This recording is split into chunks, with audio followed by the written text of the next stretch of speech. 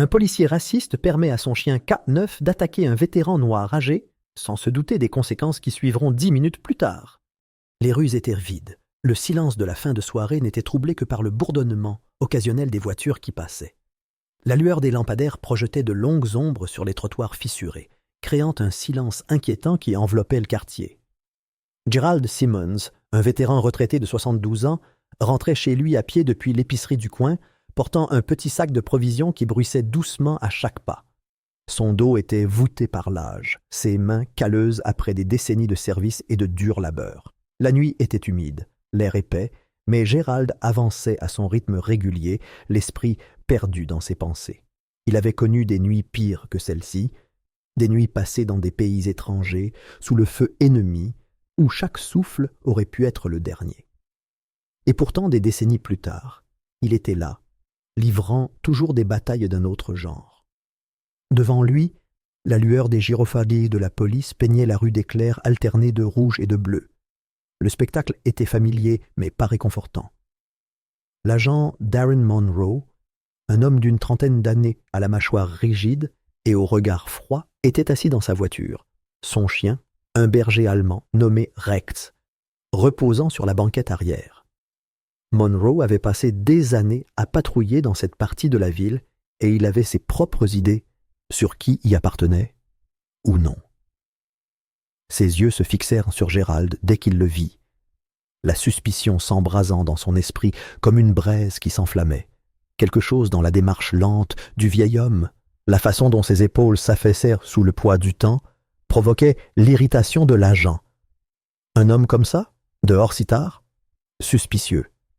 Peu importait que Gerald ait vécu dans ce quartier plus longtemps que Monroe n'ait été dans la police. Peu importait qu'il ait combattu dans des guerres pour que des hommes comme Monroe puissent avoir le pouvoir qu'ils exercent maintenant. Pour Monroe, Gerald n'était qu'un autre corps au mauvais endroit au mauvais moment. Sans réfléchir, Monroe saisit sa radio et lança un vague rapport. Peut-être un vagabond, il faut se renseigner. Ce n'était pas le protocole, mais ce n'était pas obligatoire. Dans son esprit, les hommes comme Gerald manigançaient toujours quelque chose. Il pouvait déjà entendre les excuses se former, l'innocence feinte. Il l'avait déjà vu trop de fois auparavant. Et ce soir, il n'était pas d'humeur à ça. Monroe sortit de sa voiture de patrouille, ses bottes frappant le trottoir avec autorité. Le poids de sa présence emplit l'air, tandis qu'il ajustait sa ceinture, sa main flottant près de son étui dans un geste destiné à intimider. Il fit un pas en avant. « Hé !» Sa voix était tranchante, tranchant la nuit comme une lame. « Qu'est-ce que tu fais ici ?» Gerald se retourna, la confusion se lisant sur son visage. Ses articulations lui faisaient mal alors qu'il déplaçait le sac de course d'une main à l'autre. Il vivait dans ce quartier depuis des années. Il avait arpenté ces rues d'innombrables fois. Pourtant, la façon dont Monroe le regardait, comme s'il était un intrus, lui donnait l'impression d'être un étranger dans sa propre maison. Il garda une voix calme, respectueuse, comme il avait appris à le faire face à des hommes comme ça. « Je rentre à la maison, officier. J'ai mes courses ici. » Il souleva légèrement le sac, ses doigts tremblant très légèrement. Non pas de peur, mais sous le poids de l'expérience. Il avait déjà vécu cela auparavant. Monroe s'en fichait. Ses yeux se plissèrent alors qu'il s'approchait. Le cuir de ses gants craquant alors qu'il fléchissait les doigts.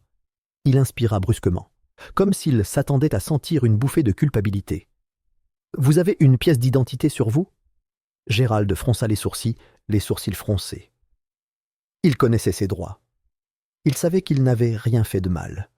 « Je ne vois pas pourquoi je... » « Une pièce d'identité.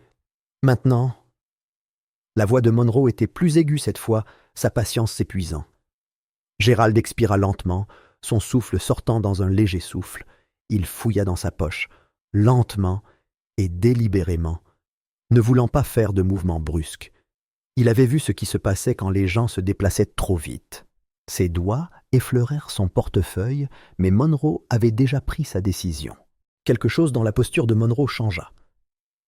L'hésitation du vieil homme, son insistance à remettre en question l'autorité, suffirent à lui faire bouillir le sang.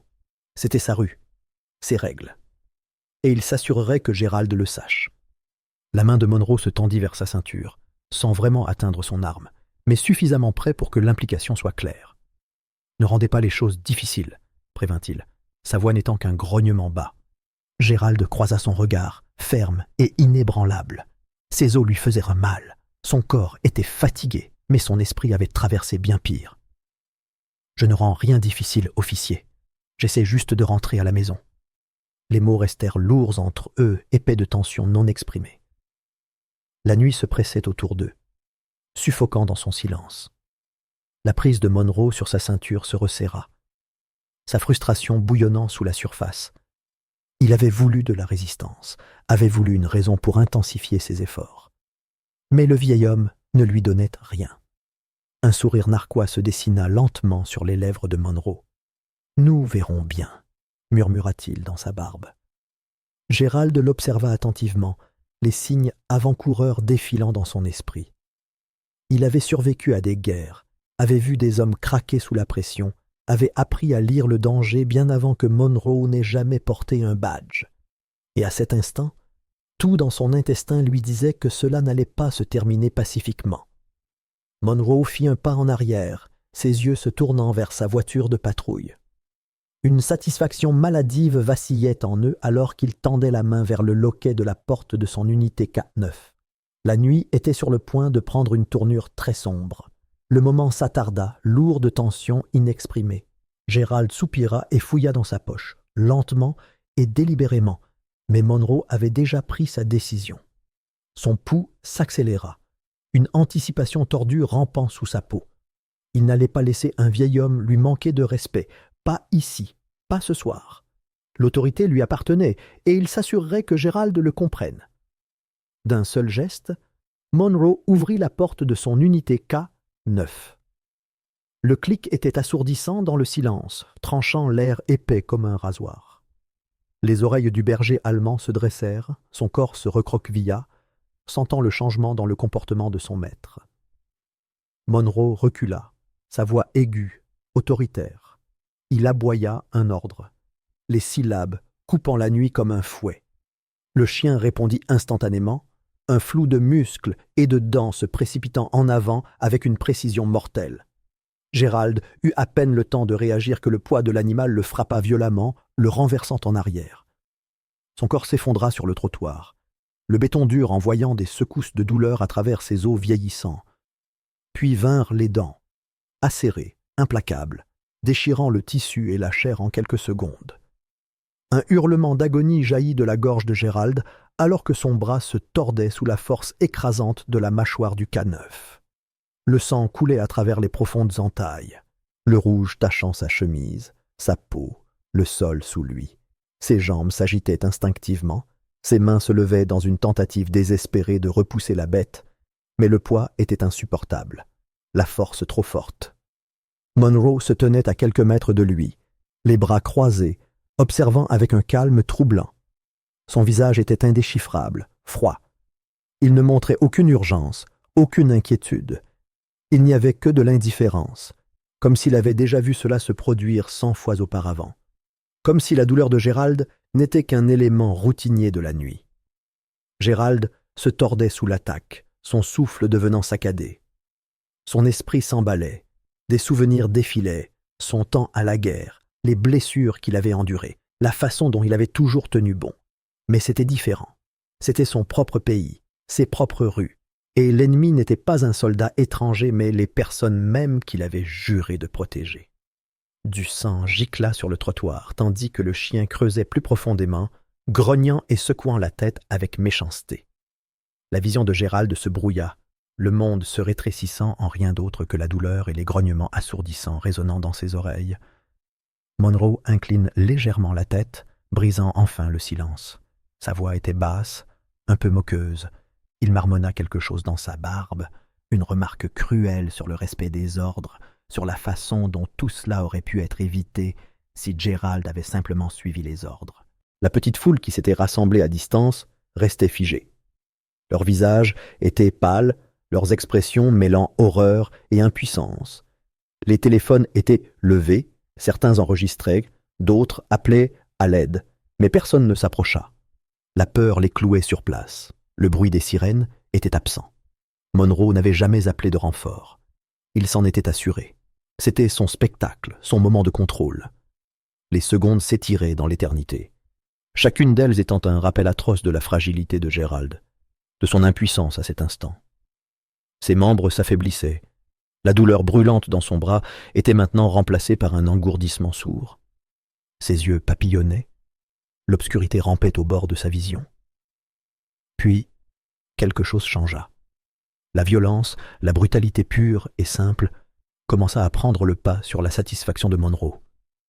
Le sang qui s'accumulait autour du corps du vieil homme, la chair à vif sous le tissu déchiré, c'était trop.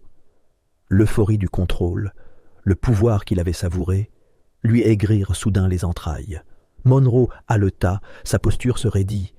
Ses doigts se contractèrent près de sa ceinture. Son esprit s'emballa. Cela avait dépassé ses intentions. Il avait voulu se soumettre. Une leçon apprise par l'intimidation. Mais ça, c'était tout autre chose. Il déglutit difficilement, un poids soudain se pressant contre sa poitrine. Les spectateurs, leurs grands yeux fixés sur lui, n'étaient plus des spectateurs silencieux. Ils étaient des témoins. Monroe fit un pas lent en avant, le poids de la réalité pesant sur lui comme un rocher. Il aboya un autre ordre, plus fort cette fois, sa voix se brisant sur les bords. Le chien hésita, son instinct toujours câblé pour obéir, pour infliger. Puis, enfin, il céda, relâcha son étreinte et recula, sa langue pendante, haletant d'effort. Gérald bougea à peine. Son corps était immobile, son bras n'était plus qu'une ruine mutilée de chair déchirée et de muscles exposés. Sa respiration était superficielle, sa poitrine se soulevant et s'abaissant avec un effort atroce. Monroe fixait la scène devant lui, le poids de ses actes s'installant dans son estomac comme du plomb. Ses mains se serrèrent en poing à ses côtés. Qu'avait-il fait? La foule murmurait maintenant, les voix s'élevant, la colère bouillonnant sous la surface. Quelqu'un avait tout filmé sur son téléphone. Un autre composa le 911, leur voix urgente, frénétique. Le hurlement lointain des sirènes rompit enfin le silence, se rapprochant à chaque seconde qui passait. Le cœur de Monroe battait fort. Le pouvoir, le contrôle, tout glissait entre ses doigts comme du sable. Et pour la première fois cette nuit-là, la peur s'insinua dans ses os. Le souffle de Monroe s'accéléra. Il était allé trop loin. La prise de conscience lui remonta le long de la colonne vertébrale comme de la glace, une lente et suffocante emprise de terreur. Il avait perdu le contrôle, pas seulement de la situation, mais de lui-même. Le frisson de pouvoir qui l'avait envahi quelques instants auparavant s'était maintenant transformé en quelque chose de pourri, d'irréversible. Il tendit la main vers sa radio, les doigts hésitants, luisants de sueur. Sa poitrine se serra lorsqu'il réalisa le poids de ce qu'il avait fait. Il avait lâché son chien sans raison valable. Il avait fait une erreur. Gérald gisait, étendu sur le trottoir. Son corps n'était plus qu'une épave de chair déchirée et de muscles mutilés. Sa respiration saccadée et irrégulière. Le sang s'infiltrait dans les fissures du trottoir sous lui, s'infiltrant dans la terre comme une offrande à une divinité impitoyable. Ses membres tremblaient. Son corps tremblait sous le choc. Sa peau était pâle et moite sous les lampadaires tamisés. La douleur était insupportable, irradiant des blessures profondes qui s'ouvraient le long de son bras et de son épaule. Mais ce n'était pas seulement la douleur qui frappait Monroe, c'était le regard dans les yeux de Gérald. Il y avait là quelque chose qui coupait plus profondément que les blessures, plus profondément que les muscles déchiquetés et les tendons exposés. Ses yeux, sombres, usés, sages, exprimaient une déception si profonde qu'elle lui fit sentir un pincement au ventre. Ce regard ne trahissait pas seulement l'agonie, mais quelque chose de bien pire, le poids familier et résigné d'une déception. Une vie d'injustice, de trahison, de batailles livrées et perdues non pas dans des guerres lointaines, mais dans les rues du pays qui l'avait autrefois servi. Une boule se forma dans la gorge de Monroe. Il voulait détourner le regard, se retourner, s'enfouir dans l'armure de son autorité, mais il ne pouvait pas. Il était figé, piégé par la condamnation silencieuse du regard de Gérald. Il se força à respirer, à bouger, à agir, Il aboya un ordre sec, sa voix hésitante, et Rex finit par céder. Le berger allemand desserra son étreinte, son museau dégoulinant de rouge, son souffle venant en bouffées rapides et ardentes. Le chien se rassit, haletant, inconscient de la gravité de ce qui venait de se passer. Ses oreilles se contractèrent, sa tête s'inclina légèrement, comme s'il attendait le prochain ordre. Mais Monroe n'avait plus rien à donner. Le monde autour de lui avait changé en un instant. Ce qui avait commencé comme une autre démonstration de domination, un autre moment de contrôle, s'était transformé en quelque chose qui dépassait sa portée. Les spectateurs, qui étaient restés immobiles quelques minutes auparavant, changeaient de position, leur murmure étouffé, enflé en quelque chose de plus substantiel. Il l'a vu sur leur visage, l'incrédulité, l'horreur, la rage grandissante. Une femme brandit son téléphone, les mains tremblantes, le petit voyant rouge de l'appareil clignotant comme un phare de damnation. D'autres suivirent son exemple, les caméras levées, capturant sa chute image par image. Il avait voulu envoyer un message, leur rappeler qui avait le contrôle. Mais maintenant, c'étaient ses propres actions qui étaient documentées, son propre moment d'imprudence immortalisé dans la permanence numérique. Sa carrière, son autorité, sa réputation, tout cela était au bord de l'effondrement. Une goutte de sueur coulait de sa tempe. Il serra les poings, ses doigts se recroquevillant si fort qu'ils lui faisaient mal. Cela n'était pas censé se produire. Ce n'était pas censé se passer comme ça. La radio à sa hanche crépita, le répartiteur appelant une mise à jour. Sa main planait dessus, mais il ne pouvait pas se résoudre à répondre. Il ne savait pas quoi dire. Il n'avait pas de mots, pas de justification. Gérald gémit, un son brisé qui effleura à peine ses lèvres. Son corps se contracta, ses doigts spasmèrent faiblement avant de devenir mous. Le mouvement envoya une nouvelle vague de murmures dans la foule grandissante. Monroe fit un demi-pas en avant, son instinct lui disant de faire quelque chose, de contrôler, de commander, de retourner la situation en sa faveur. Mais pour la première fois de sa vie, il ne savait pas comment. Pour la première fois de sa vie, Monroe ressentit de la peur. Ce n'était pas la peur des représailles, ni même de perdre son emploi. C'était quelque chose de plus profond, de plus insidieux. C'était la peur de savoir, avec une certitude absolue, qu'il avait franchi une ligne qu'il ne pourrait jamais franchir. Les sirènes approchaient maintenant, lointaines mais de plus en plus fortes. Son temps était compté. Il s'était toujours cru intouchable. Il avait porté son badge comme une armure, son autorité comme une arme. Mais maintenant, debout après sa propre violence, il réalisait la vérité. Il n'était pas intouchable. Il n'était pas au-dessus des conséquences. Et il allait y faire face. L'ambulance arrive 10 minutes trop tard pour réparer les dégâts. Les ambulanciers se dépêchèrent, leurs mains pressées contre les blessures de Gérald, désespérés de ralentir le flot régulier de sang. Leurs voix se chevauchaient, un mélange d'instructions calmes et d'urgence croissante alors qu'ils évaluèrent les dégâts.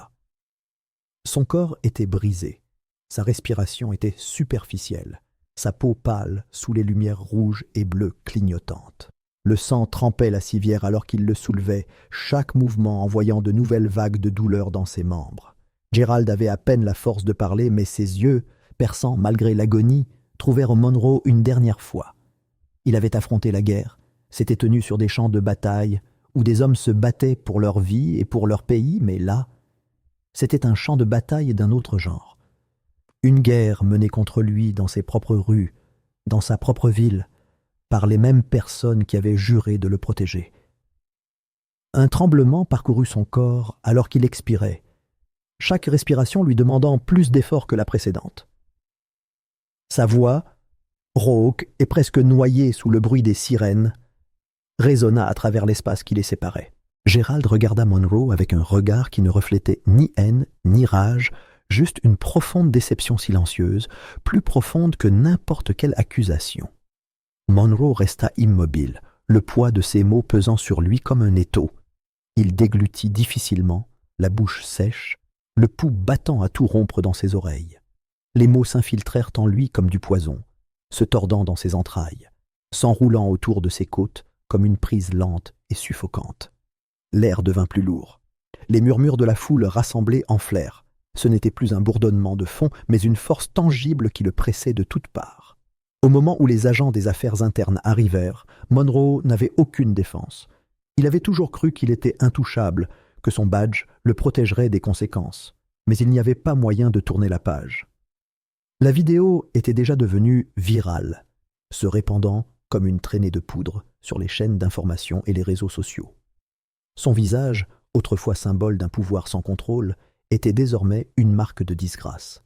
Les journalistes se sont précipités vers lui, leurs appareils photo allumés, leurs micros braqués sur lui. Les questions l'assaillaient, chacune frappant comme un marteau contre les fondations fragiles de l'autorité qu'il tenait pour acquise. Les voix se brouillaient dans une cacophonie d'accusations. Il avait autrefois contrôlé les récits, dicté l'issue des rencontres avec un simple rapport, une déclaration soigneusement choisie. Maintenant, il n'avait plus de mots. Aucune excuse ne pourrait effacer ce que le monde avait vu. Il a été suspendu sur le champ. Sa radio lui a été confisquée, son arme retirée. Le badge, qui lui avait autrefois donné du pouvoir, lui semblait désormais un poids insupportable, alors qu'il le détachait de sa poitrine. Des enquêtes ont été ouvertes. Le département de police s'est empressé de se protéger, publiant une déclaration soigneusement formulée pour se distancier de ses actions. Mais il était trop tard. La ville rugissait de colère. Les manifestations devant la station augmentaient d'heure en heure, les voix s'élevant dans une fureur unifiée, réclamant son badge, son arrestation, sa punition. Malgré ses blessures, Gerald est devenu plus qu'une simple victime. Il est devenu la voix d'un mouvement. Son corps portait les cicatrices de l'attaque, mais son esprit est resté vif, inébranlable. À chaque interview, à chaque discours, il parlait non seulement pour lui-même, mais aussi pour ceux qui avaient souffert en silence, pour ceux qui avaient été brutalisés et ignorés. Ces mots ont résonné à travers les villes, dans les rues remplies de gens qui en avaient assez. Les images de l'attaque ont été diffusées, en boucle sur tous les écrans. Chaque image étant une condamnation accablante de la cruauté de Monroe. La vue du chien, le museau dégoulinant de sang, du corps frêle de Gerald cloué sous son poids, était une image que le public n'oublierait pas. Et Monroe?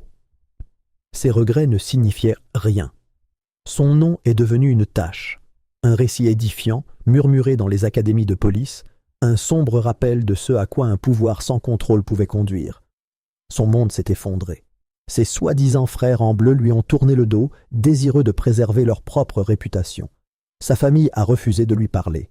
Les gens qui l'avaient autrefois commandé le voyèrent désormais tel qu'il était vraiment, un homme dépouillé de tout, livré à lui-même et aux conséquences de ses propres actes.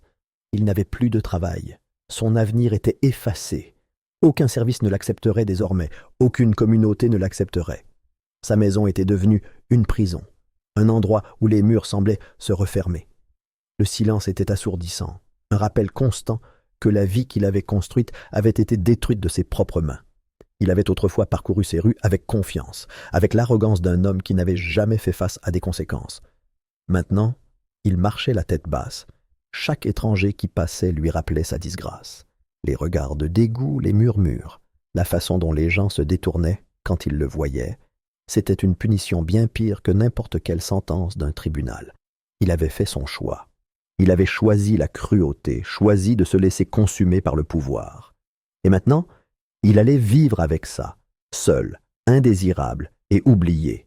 Un homme qui avait autrefois exigé le respect n'en avait plus aucun. Un homme qui avait autrefois suscité la peur la ressentait désormais à chaque instant. Un homme qui se croyait au-dessus des lois était désormais écrasé sous son poids.